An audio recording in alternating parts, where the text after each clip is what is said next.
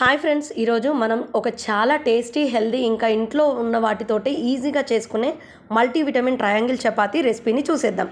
పిల్లల నుంచి పెద్దల వరకు అందరికీ నచ్చే ఈ రెసిపీ కేవలం రుచిగానే కాదు, శరీరానికి అవసరమైన ఎన్నో పోషకాలు కూడా అందిస్తుంది. మరి ఒక్కసారి ఎలా చేయాలో చూద్దామా? అంతకంటే ముందు మన ఛానల్ని, విమలాస్ వరల్డ్ ఛానల్ని ఇన్స్టాగ్రామ్లో, ఫేస్బుక్లో అండ్ యూట్యూబ్లో కూడా ఫాలో అవ్వడం మర్చిపోవద్దు. ముందుగా స్వీట్ పొటాటోని ముక్కలుగా కట్ చేసుకొని హాఫ్ బాయిలింగ్ లాగా వాటర్లో వేసి బాయిల్ చేసుకోవాలి. అండ్ స్వీట్ కార్న్ని కూడా బాగా ఉడికించేసుకోవాలి. తర్వాత పాలను విరగొట్టేసుకొని పన్నీర్ ఇంట్లోనే చేసేసుకుంటున్నాను. దాన్ని మీరు కూడా చేసుకోవచ్చు ఈజీగా. ఫుల్ క్రీమ్ మిల్క్ తీసుకొని బాగా బాయిల్ అవుతున్న టైంలో లెమన్ తీసేసుకొని ఒక లెమన్ మొత్తం పిండేస్తే మనకు పన్నీర్ అనేది బయటకు వచ్చేస్తుంది. అలా ఫిల్టర్ చేసేసుకొని దానిపైన బరువు పెట్టేసుకుంటే మనకు కావాల్సినంత పన్నీరు ఇంట్లోనే రెడీ చేసుకోవచ్చు. మీరు కూడా ట్రై చేయండి ఒకసారి. అలా బరువు కోసం నేను గిన్నె పెట్టి దాంట్లో వాటర్ పోసేసుకొని పెట్టుకున్నాను. మనకు ఈవెన్గా అంతా స్ప్రెడ్ అవ్వడానికి కోసం అలా చేసుకున్నాను.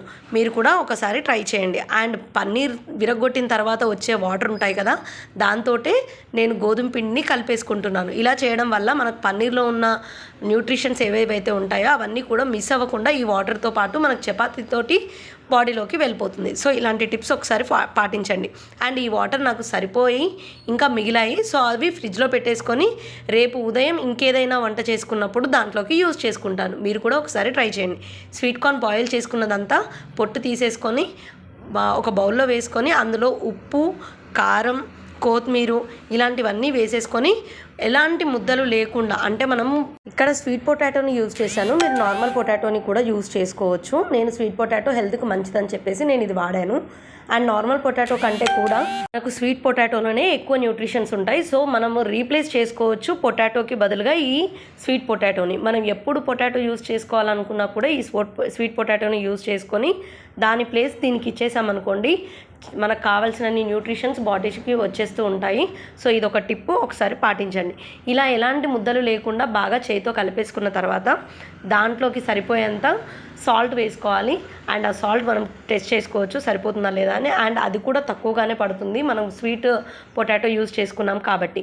కొత్తిమీర అండ్ కరివేపాకు, మీకు ఇష్టమైతే కారము, మిరియాల పొడి, ధనియాల పొడి ఇవన్నీ కూడా వేసుకోవచ్చు. అండ్ మన పన్నీర్ చూసారా ఎలా రెడీ అయిపోయిందో. నేను ఒక 1 అవర్ పాటు పక్కన పెట్టేసుకున్నాను. అండ్ ఆ పన్నీర్ని బాగా గ్రేట్ చేసేసుకోవాలి. ఎలా గ్రేట్ చేసుకోవాలని మీకు చూపిస్తున్నాను.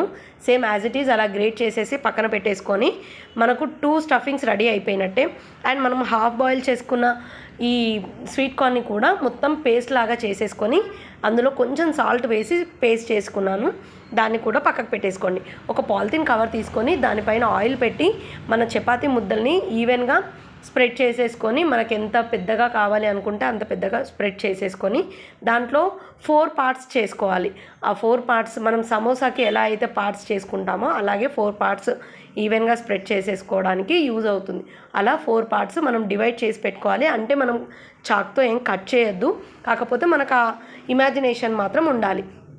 అలా ఒక పార్ట్ వేసుకున్న తర్వాత ఒక పార్ట్లో ఆలు, మనం స్వీట్ పొటాటో చేసుకున్నాం కదా, ఆ స్టఫింగ్ అంతా పెట్టేసేసి అండ్ దాన్ని అంతవరకు కట్ చేసేసి నెక్స్ట్ పోర్షన్లో కొంచెం ఆయిల్, ఉప్పు, మనకు కావాల్సిన చాట్ మసాలా, కారం ఇలాంటివన్నీ వేసేసుకొని దాన్ని కూడా స్ప్రెడ్ చేసుకోవాలి. ఇంకొక పోర్షన్లో పన్నీర్ని కూడా స్టఫ్ అంతా పెట్టేసుకొని స్ప్రెడ్ చేసుకోవాలి. లాస్ట్ పోర్షన్ వచ్చేసి స్వీట్ కార్న్. ఇలా 4ని స్ప్రెడ్ చేసేసుకొని ఒకదానికి ఒకటి అంటుకోకుండా ఇలా సపరేట్గా ఫోల్డ్ చేసేసుకోవాలి. ఇలా ఫోల్డ్ చేసుకునేటప్పుడు కొంచెం జాగ్రత్త, ఏ పార్ట్కి ఆ పార్ట్ విడిపోయే ఛాన్స్ ఉంటుంది. సో అలా ఫోల్డ్ చేసేసుకుంటూ కార్నర్స్ అన్నీ ప్రెస్ చేసేసుకుంటూ దాన్ని లేపి మనకు లాస్ట్లో టచ్ అంటాం కదా, ఆ స్టఫ్ అనేది అంతా బయటికి రాకుండా అలా ప్రెస్ చేసేసుకొని రోటీ కర్రతోటి మొత్తం స్ప్రెడ్ చేసేసుకోవడమే. ఇది ఆల్మోస్ట్ ట్రయాంగిల్ షేప్లోనే వస్తుంది వీలైనంత వరకు.